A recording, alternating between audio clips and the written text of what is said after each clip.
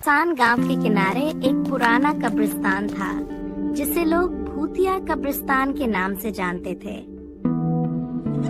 मुझे इंसाफ चाहिए, मुझे इंसाफ चाहिए।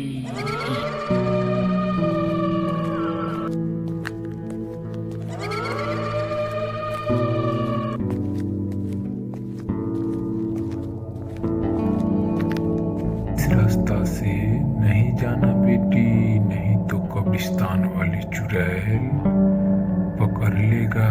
कहीं को पकड़ लिया है, दूसरी रास्ता से जाना।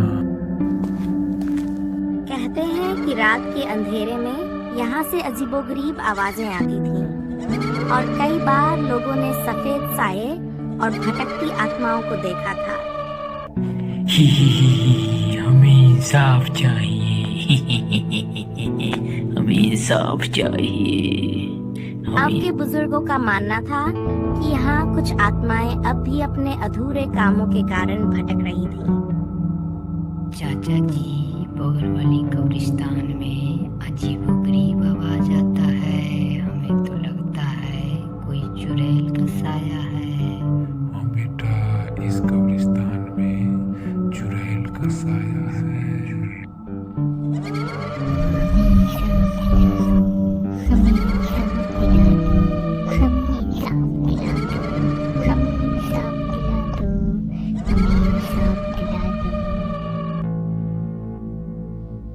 एक बार एक साहसी युवक रामू ने कब्रिस्तान की सच्चाई जानने की ठानी। एक रात वह अकेला वहां पहुंच गया।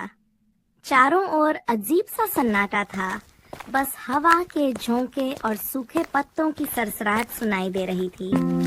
तभी अचानक उसे किसी के कदमों की आहट सुनाई दी। वह डर के मारे कांपने लगा, लेकिन जिज्ञासा में उसने उस आहट का पीछा किया। जैसे ही वह एक पुरानी कब्र के पास पहुंचा, एक ठंडी हवा का झोंका उसे महसूस हुआ और वह बेहोश होकर गिर पड़ा। सुबह गांव वालों ने उसे कब्रिस्तान के बाहर बेहोशी की हालत में पाया। होश में आने पर उसने कब्रिस्तान में अजीबोगरीब साये देखने की बात बताई। उसके बाद से गांव के लोग उस कब्रिस्तान के पास जाने से भी डरने लगे और भूतिया कहानियां सच मानने लगे।